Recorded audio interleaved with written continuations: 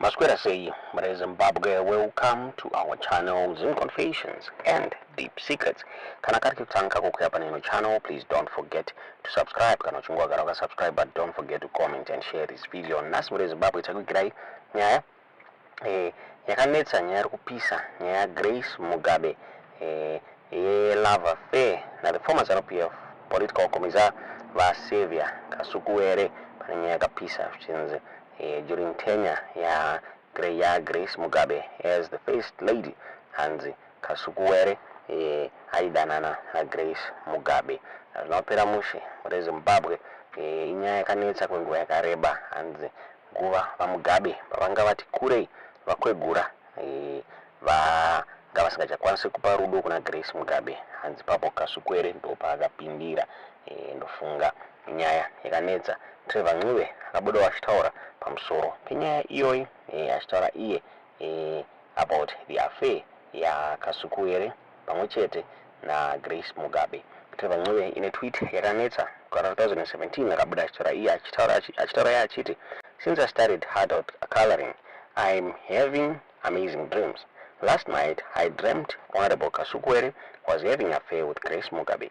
Then I woke up. Azvinopera mushe Kasukuwere abuda responded to this tweet achitaura achita, I did not know that you're such an idiot. You need psychiatric help.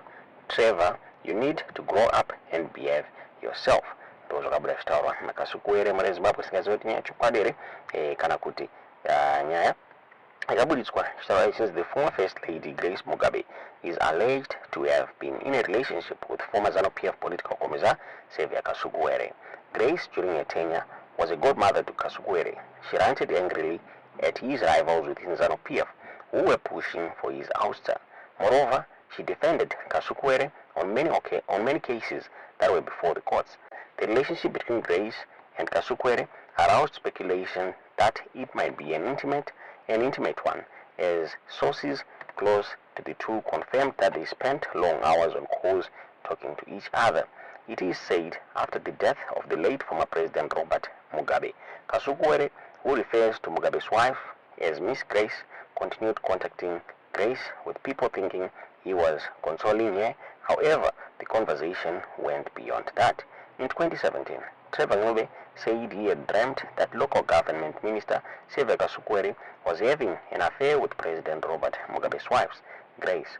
After Operation Restore Legacy in 2017, the Army intelligence officer told Mugabe that Grace was sleeping with a younger minister in his cabinet.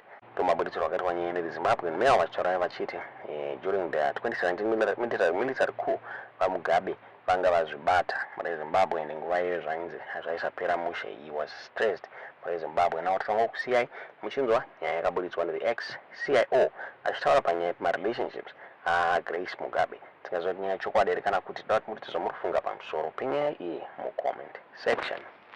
Wozonyatsobvunzisisa kuti panenge uchida kunzwisisa ndepapi nyaya yemwana uyu anonzi Tonderai uyu Mugabe, right? Mwana uyu I don't know kuti ndiye here wataisira magadzi kuna concert uko Mount Pleasant. Unozwa wakapfura pauniversity pane Mount Pleasant shopping center paleft. Ukangoti fambei concert iri ku left side uko. It should be the first or second street. Saka waingoti fambei uri muna koni imomo. I think imba ichi 5, 6 or 7, something like that. Mwana yeye aigadwa ipapo mukomana uyu. Saka achinzi mwana waMugabe. Pachina sali pasati pana mayava. Papana sali. Taendesa magadzi papo. Kwemba kore. Mwana yeye achigadwa. Kana ari iye uyu Tonderai uya aigara ipapo. Then mwana waMugabe.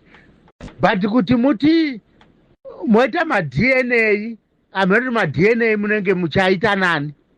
Noti vana vaMugabe vacho vana Bhona ivava vese vava. Pamwe havasi vaMugabe noti uyu angari hure ka. Grace angari hure. Kana naizvozvi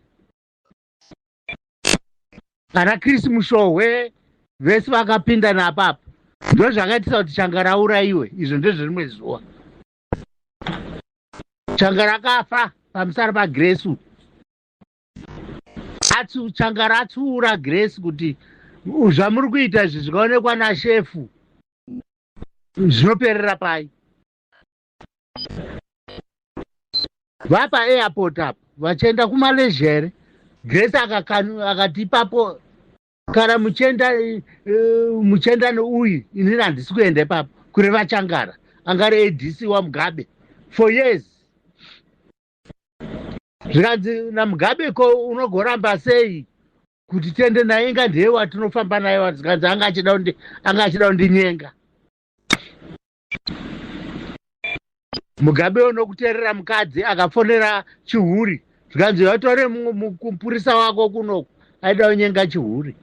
Aida kunyenga nhingi mai. Chihuri akaenda akandotora Changara akaiswa commissioners pool. Changara nokuona kuti handingagara commissioners pool ndokunogara kumba kwake kuPrazu. Ndokuzoenderwa nemasiyaiwo ikoko vachiita kunge varusympathiza naye vakamupoizena akafa dambuka matumba pamusana paGrace. Saka kuti mutore mwana uyu mwana mumuitise ma-DNA nevana ava inogona kusabudirira nokuti vana ava vanogona kunge vasiri vaMugabe futi. Pana ana Peter Pamire ipapa. Ukaona mukadzi uchienda pane murume ane mukadzi wake uchiziva kuti uyu ane mukadzi wake oenda odanana nemurume uri hure. Apa handidzore tsvimbo uri hure. Mukadzi ukaona uchienda pane murume waunoziva kuti akaroora ane mukadzi uri hure.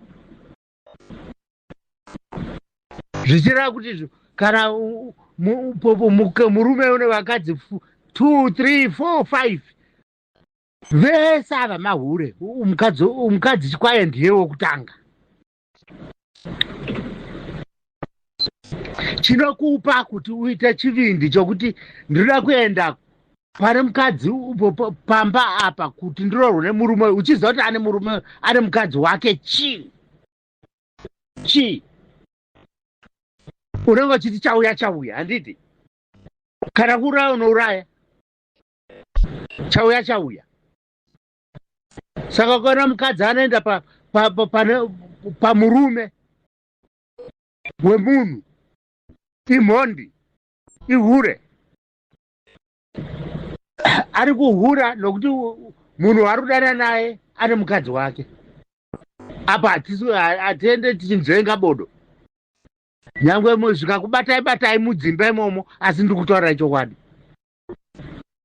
Unenge uri hure. Waenda pamurume ane mukadzi wake. Nyangwe ukazobvisirwa mari uri hure. Uri hure. Nyangwe ukabisirwa mari uchinzi waroorwa asi uri hure. Noti wakaenda pane mukadzi ane pane murume ane mukadzi wake. Wakadi kuzvitsvagira wako. Wakati ndoenda ipapa nokuti chaitika nyangwe pane hondo tinoita. Which means uri mhondi. Futi. Double. Uri hure, uri mhondi. Saka ukaona munhukadzi anoenda pamukadzi pamurume ane mukadzi wake. That woman is dangerous. Mutyei. Right. Apo ndapedza. Dzimwe nyaya ndinenge ndichikupa mbijana.